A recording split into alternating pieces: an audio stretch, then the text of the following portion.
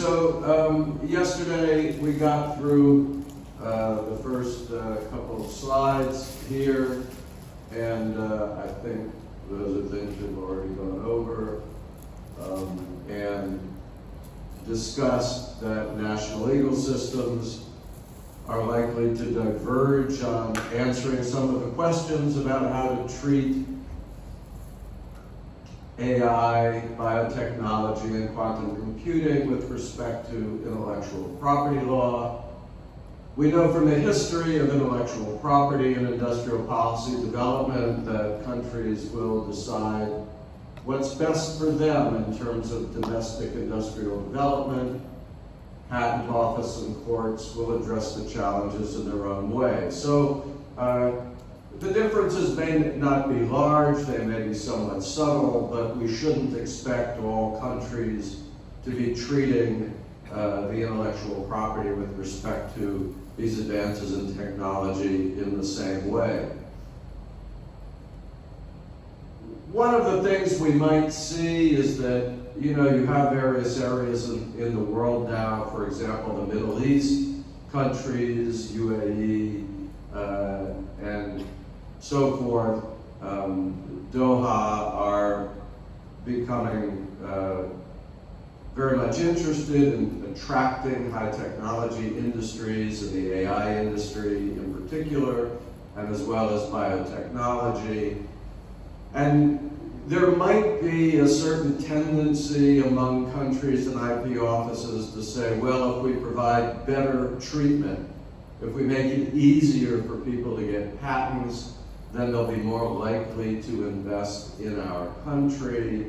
And while there may be a margin, a slight element of truth to that, again, just going back to what we discussed before, from the company's standpoint, this isn't necessarily particularly helpful because for big international businesses, if they can get a patent in Saudi Arabia or the UAE, that might help protect them in those particular countries, but it's really not going to help them in the international markets because other countries may not accept the same standards. So it's a bit difficult to play that game of we'll relax our intellectual property standards for obtaining protection and using them as a way to attract investment. I suppose that's just to reiterate that countries typically pursue their national interest, both in terms of industrial policy and, one hesitates to even mention it, but so much of technology today is devoted to military uses, including with AI and robotics and material science and so forth, that it's hard to escape the military dynamic that's going on within all of these questions about intellectual property. And to note that, of course, this isn't only the United States, Europe, and China. The United States and China are certainly the leaders, are the most advanced in looking at AI and patenting in quantum technologies. Europe's a bit behind. But you have a number of countries with very advanced tech sectors: India, Israel, Japan, South Korea, Russia, the Ukraine. Each of these countries has an advanced AI sector and capacity, and so it's not just a competition between the giants, it's also a competition between a number of countries, and we'll call it a kind of a second tier of development in this area, so we have a wider geography to look at. Now, I'll spend a few minutes about this in terms of kind of the history of this whole area and where we are today, and we'll look at one of the current cases that's been significant as we get to the end of today's discussion. But if you want to, I'll speak briefly about it, but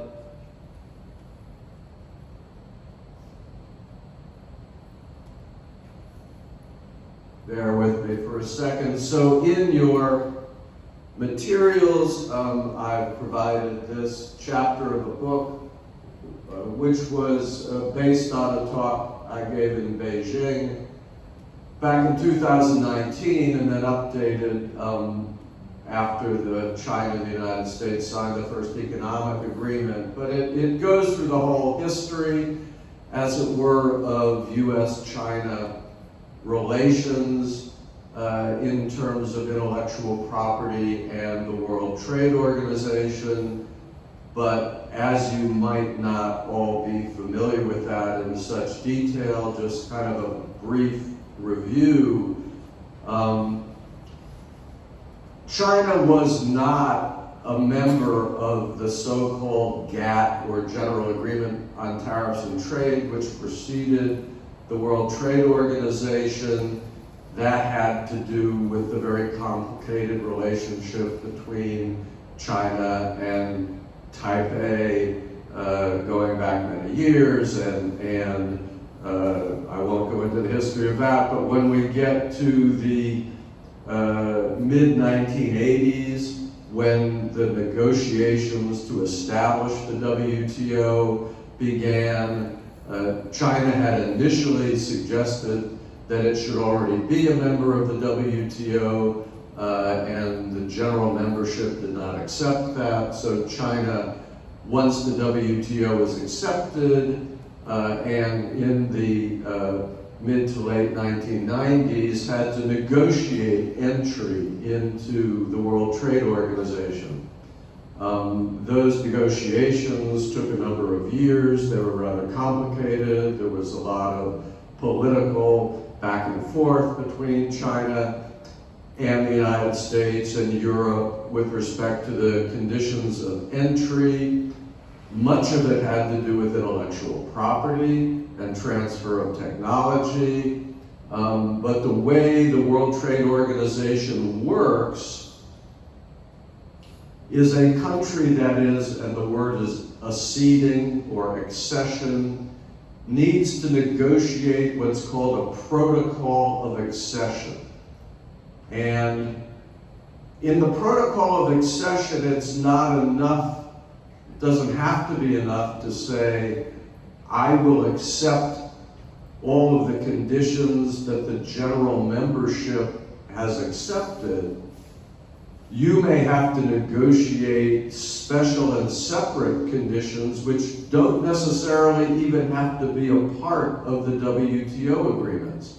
So you may add things, there may be things added in your protocol of accession that haven't otherwise been agreed to by the general membership. So after a fairly long period, China completed its protocol of accession. That protocol of accession contained a number of, I'll call it special conditions, having to do with things like, if we leave intellectual property, anti-dumping and countervailing duties and subsidies and so forth. So you had a number of special provisions. You had provisions about the different ways the court systems would be working in relation to trade agreements. And in intellectual property, you had China agreeing to bring its standards up to the standards of the TRIPS agreement, number one. But there were also a variety of, we'll call it, different conditions. And one of the long-standing issues between the United States and China had been in the area of transfer of technology. That is, for example, whether a country was able to condition the acceptance of foreign direct investment on agreements to transfer technology to the host country. Now that wasn't part of the WTO agreements in general. So this was, we'll call it a special and separate negotiation about transfer of technology and related conditions And in the end, the Chinese protocol included provisions about the terms and conditions on transfer of technology and investment. So that was all entered into in 2001, which is already a long time ago, of course. But this then became, as time went on, an increasing subject of, we'll call it, conflict between the United States and China. Of course, the United States, and I'm talking here kind of bilateral issues,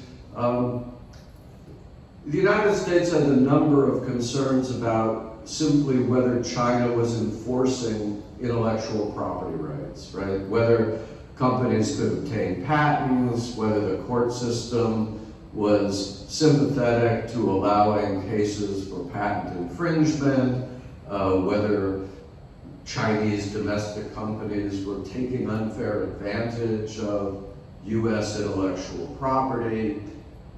Those concerns dated all the way back, to the late 1980s and early 1990s, where we had initially some bilateral agreements between China and the United States. But by China was, of course, so this gets into, and this article discusses all of this at some length, the transition in China, right? Going from the opening up to the development of domestic industry, from initially being what Western companies viewed as a source of low-cost labor, until today and more recently, where China has transitioned from being a source of low-cost manufacturing now to be in a position of technological leadership. So things have changed dramatically in terms of where China was in 1989 and where it is today. And the concerns about protection of intellectual property have become much lower, right, externally. Why is that? Because China has transitioned.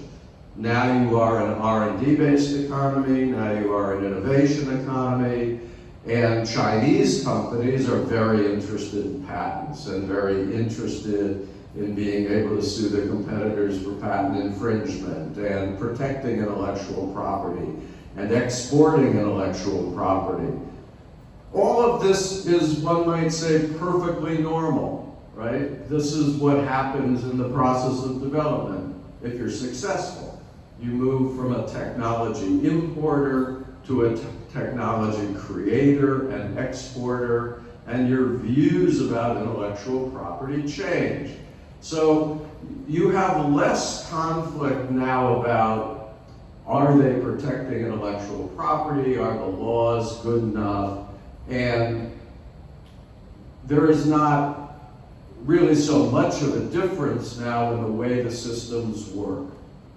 So there were really two outstanding issues between the United States, more than that, but two principal ones. One had to do with, let's call it, allegations that there was, for lack of a better way of referring to it, cyber piracy or hacking going on, and that is companies trying to get technology from other companies by penetrating their networks and unlawfully taking technology. So that has remained an issue, but that is an issue really all over the world with everybody, right? This is cybersecurity has become one of the world's biggest industries. And companies now pretty much realize that if they have valuable technology, they have to protect it, and that in a way, legal rules aren't what really let them protect their technology. It's advanced cybersecurity systems. So legal rules are part of that, but not the whole issue. The other had to do with transfer of technology. And again, now this was the latest dispute between the United States and China, was the United States said, well, when a US company wants to invest in China, China doesn't specifically have laws that say you have to transfer technology to the Chinese company when you invest. But informally, when the government is looking at the applications, it is conditioning informally foreign direct investment on transferring technology to domestic Chinese companies, and we don't think that is permitted, and that we would say, the United States would say, that was addressed in China's accession protocol, that China had accepted an obligation not to condition foreign direct investment.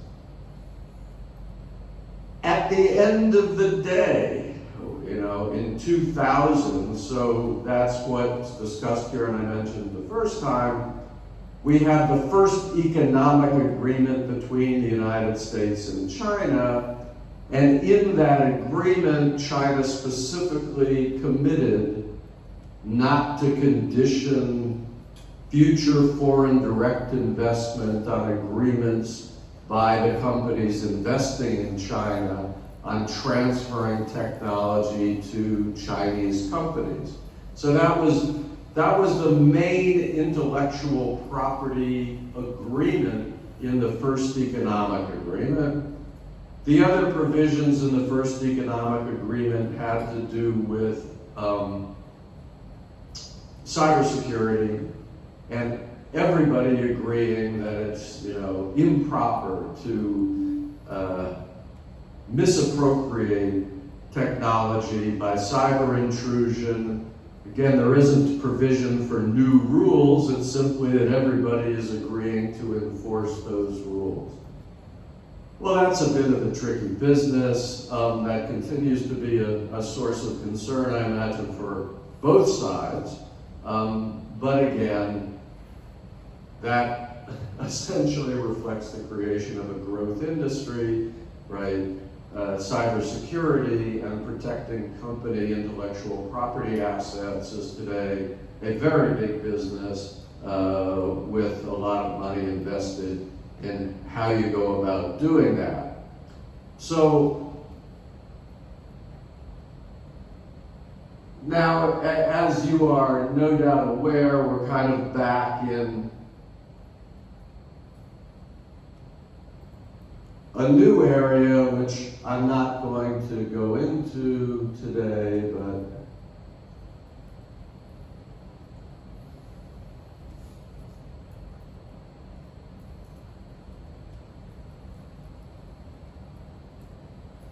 well, and just let me say that the protocol of accession that was under dispute was a bit tricky. The language was not absolutely clear, and that's one of the reasons you could argue about what the parties were actually committed to. I'll get to this in a second.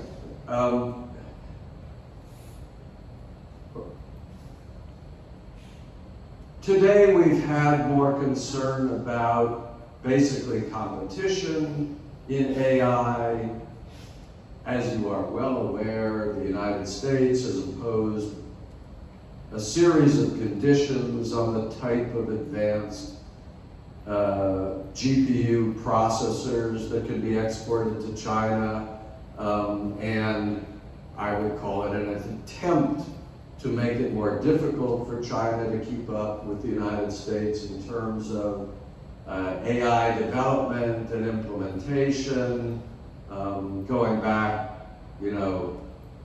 this didn't take rocket science, many years.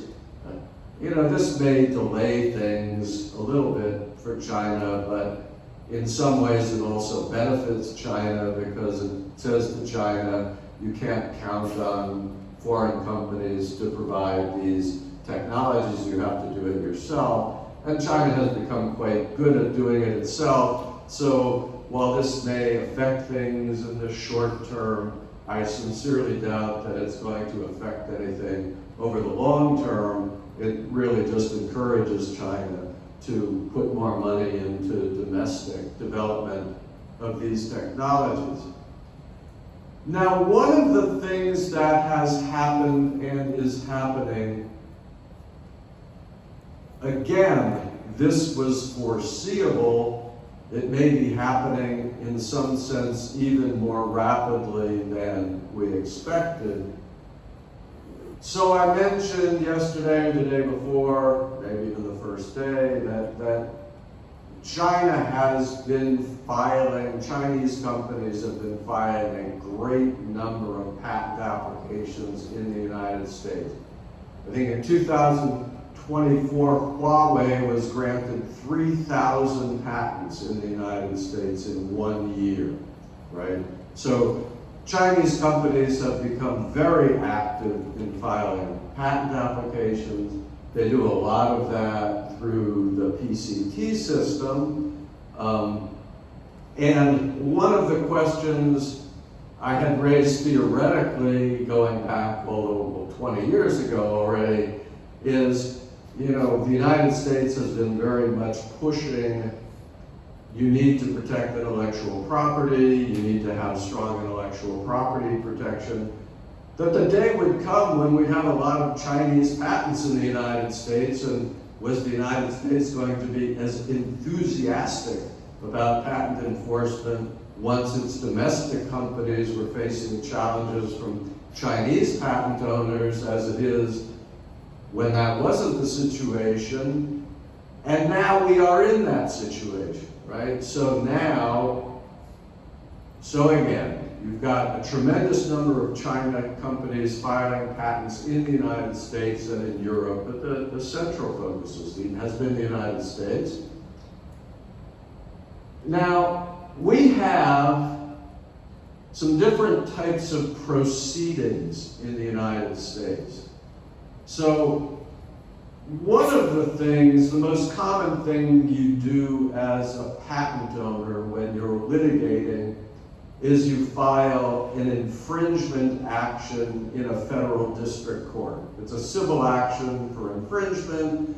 You're saying, I own this patent, somebody else is making the same thing. I want the court to enjoin them or stop them from doing that, and I want to recover damages.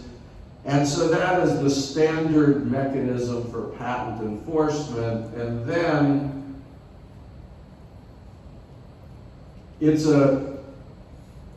for those of you who aren't very familiar with it, in the United States, unusually, we have a single appeals court for patents. So almost every area of law, you appeal decisions to one of 13 appellate courts in different regions of the United States. Only in patents do you go to one place. That's called the Court of Appeals for the Federal Circuit in Washington, D.C.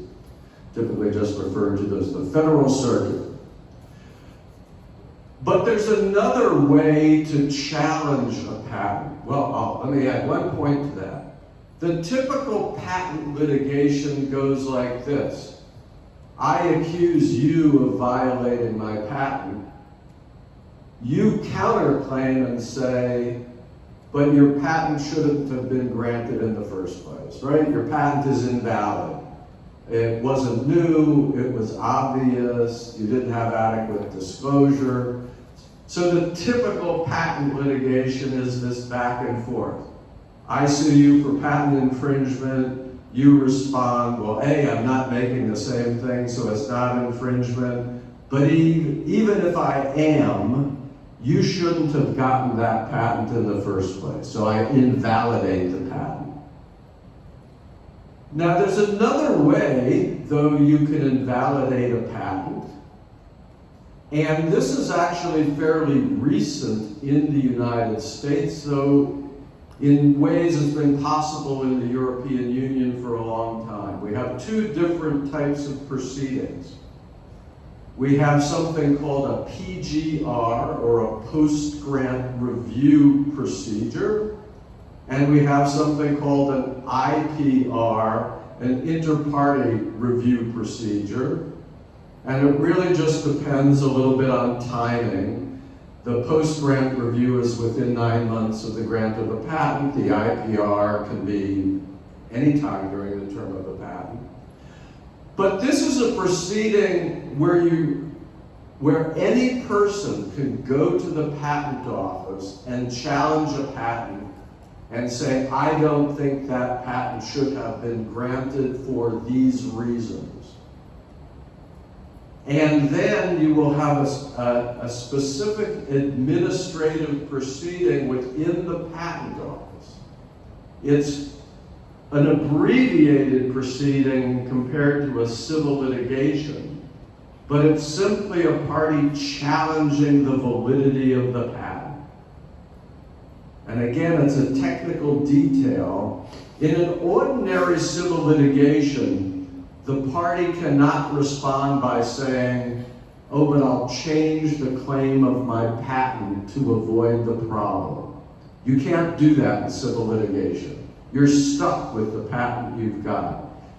In a PGR or IPR proceeding, the patent owner can actually modify its patent, saying, well, if I miss this piece of prior art, I'll reframe my patent to look a little bit different so that I won't be covered by that prior art. Why am I telling you this story? I am telling you this story because Chinese patent owners have now become, or Chinese companies, you don't need to own a patent, Chinese companies have now become very aggressive in filing these IPR proceedings in the United States, challenging patents. The big Chinese electronic companies have challenged many, many patents now in the United States Patent Office.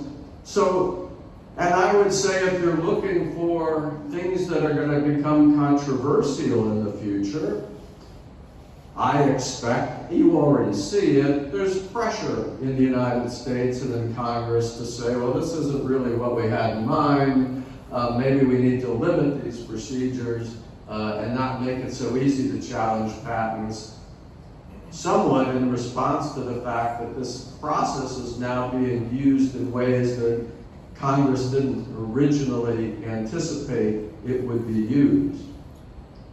The other thing you can do, if you're not familiar, we have something in the United States called the 337 proceedings. And I expect Chinese companies will be using this too. A 337 proceeding is different than a civil litigation. In a 337 proceeding, you go to something called the International Trade Commission, and you say, these imports are violating my patent. Apple has used this, Samsung uses this, Fuji uses it, and so forth, to say you should block the imports because they are infringing my patent. Now you might think, well, that would just be, let's say, US companies making claims against Chinese companies. But if you go all the way back to the late 1980s, the Japanese firms started bringing claims against European and Korean companies for violating their patents in the United States. So the Japanese companies were using this import blocking mechanism, and I expect that Chinese companies will be using this import blocking mechanism.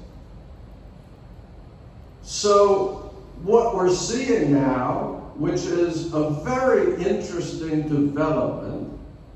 It has not yet gotten a lot of attention, but I think you will see increased attention, is Chinese firms becoming very active in the United States market to challenge activities both of US firms and European firms, or whoever they might be concerned about, of interfering with Chinese technology, which is a much different thing than if you look 20 years ago, the concerns were what was happening in China. and now China is exporting an aggressive protective view of patent rights and intellectual property, which isn't really terribly surprising, but it's a fairly recent phenomenon. Now, I mentioned a bit ago, it's a bit to disentangle this all from what's going on now between the United States and China. This is a very high-level political controversy about who's doing what with artificial intelligence and what kinds of technology are going to be allowed to be exported and who will have it. But again, to reiterate, Chinese firms are becoming much better at doing these things themselves. So this will be a short-run phenomenon. What it means in the long term is a different question. But that's really not about intellectual property or intellectual property law. It more has to do with industrial policy competition, and of course, well, and as I would say, the intellectual property system is supposed to be neutral. It's not supposed to care what country you're from, right? We talked about national treatment and so forth. It isn't designed to do things like handle controversies about whether one country is trying to gain a strategic advantage over another country by using technology. That's not intellectual property law. That's, we'll call it, defense, national security, strategic issues, not intellectual property as such, right? So it's kind of a different field.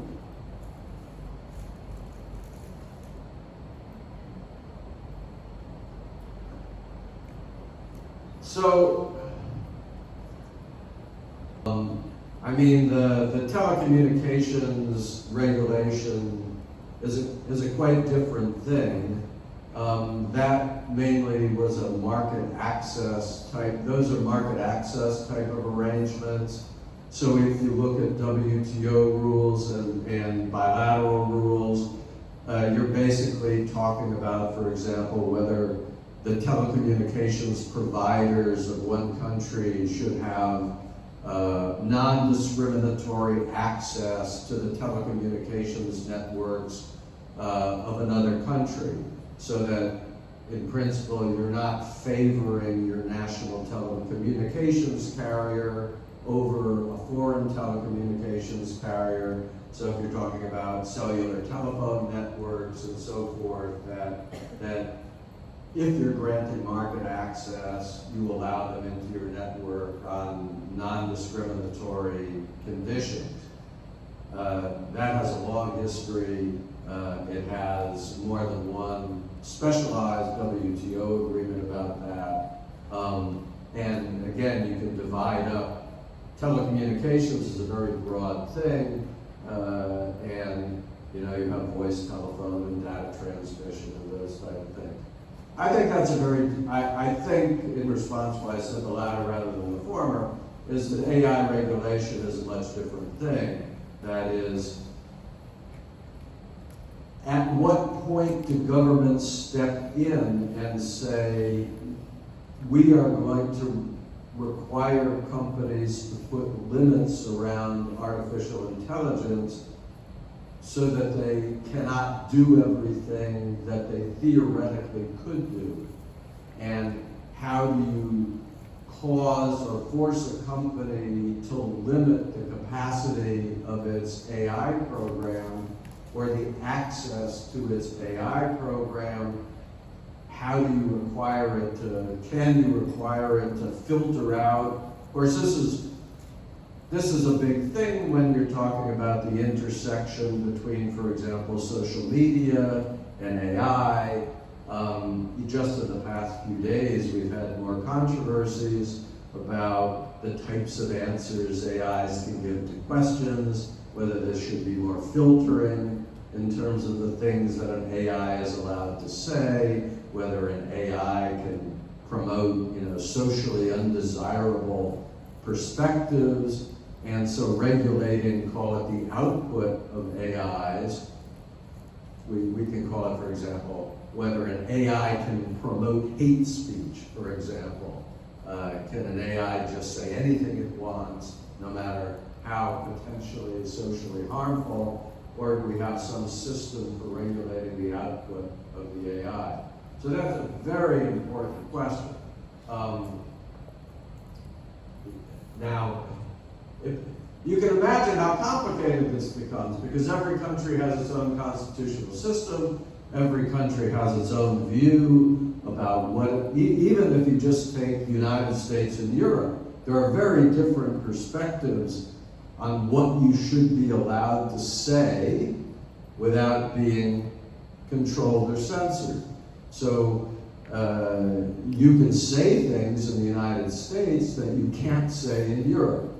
And how would you create a system, an international system, that would say, well, these are things that AIs can say and can't say, when every country has a different perspective about what it is acceptable to say.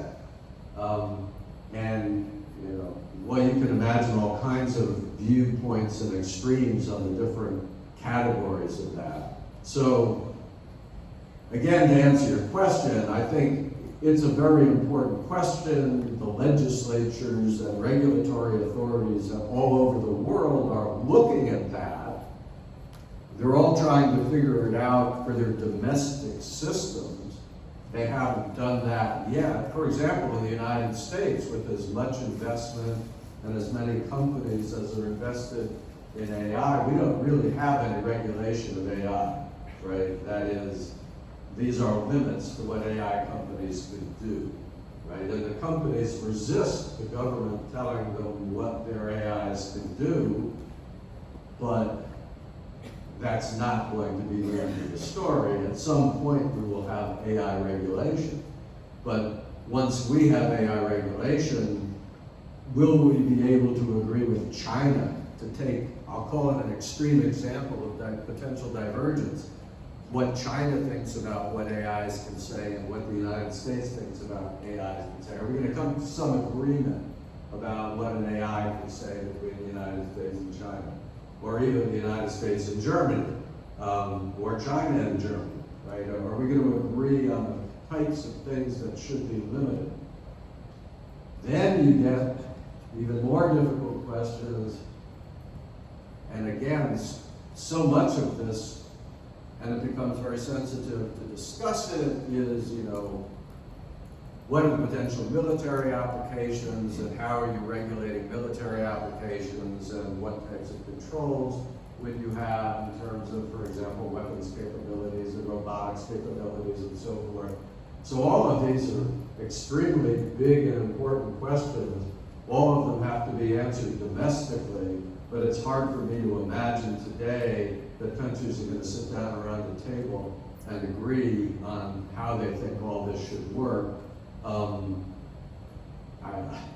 For lack of a better word, I expect we'll have chaos rather than agreement on something like that. But that's just me. Who knows? I could be wrong.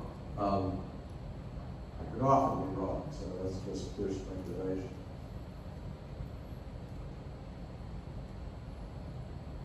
Any other questions, comments, concerns? So let me go on then.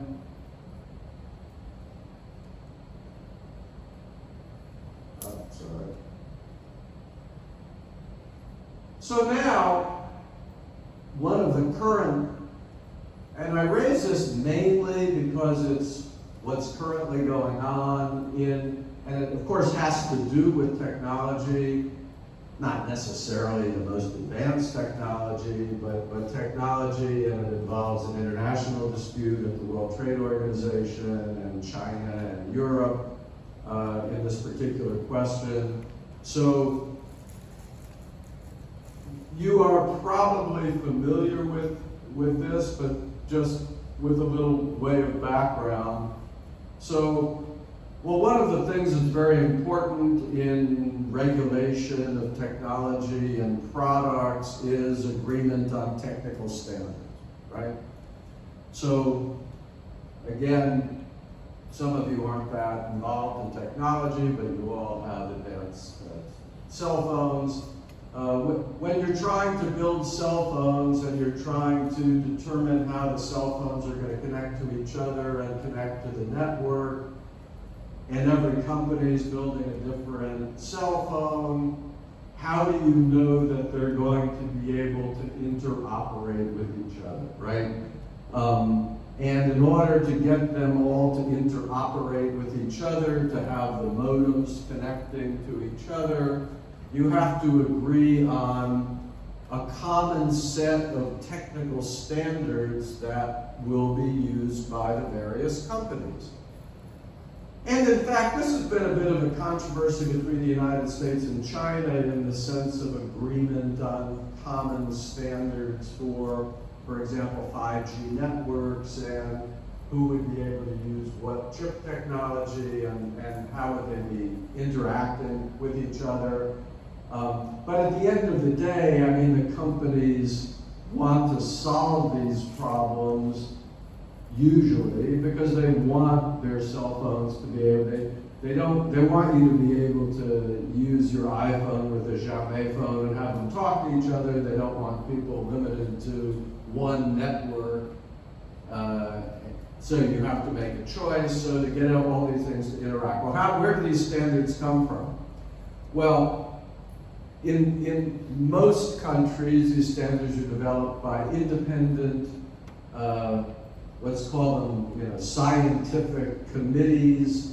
The IEEE, the Electronics Industries Associations, and so forth. And they get together as industry self-regulatory bodies, and they decide that these are the standards we're all going to use.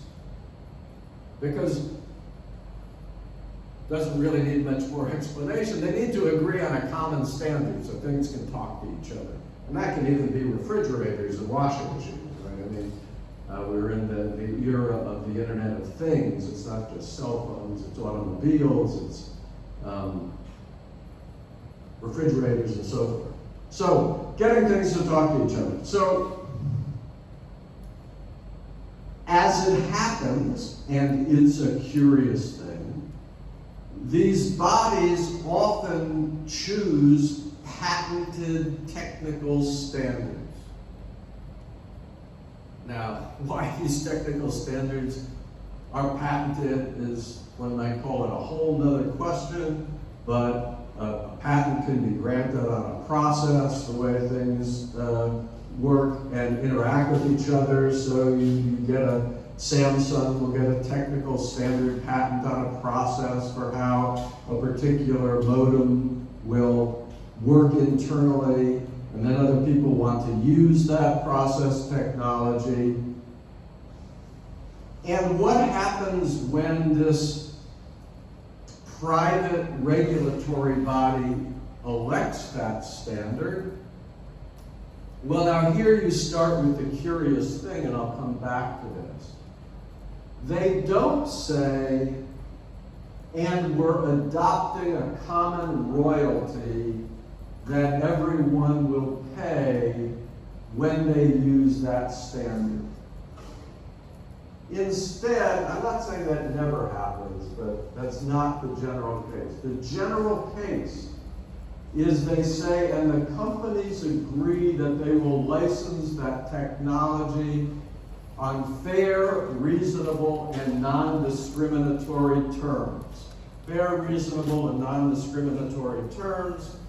And that's where you get this idea of FRAND licensing. So,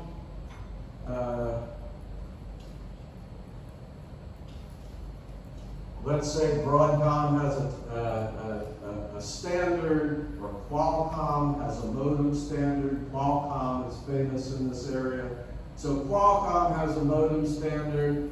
Everybody has to use Qualcomm's standard, and Qualcomm then enters into licensing negotiations with all of the people that want to use its technical standard, and they're supposed to agree. Well, not surprisingly, sometimes they don't, right? So then Qualcomm will say, well, you haven't agreed on my licensing standards, so I'm going to sue you for patent infringement because the modem is using a process that I've patented and you don't have a license to use my patented technology.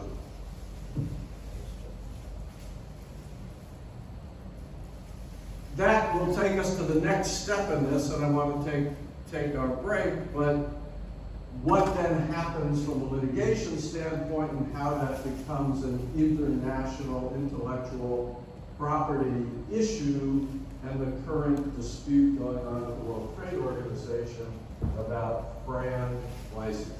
So we will be back after the commercial break.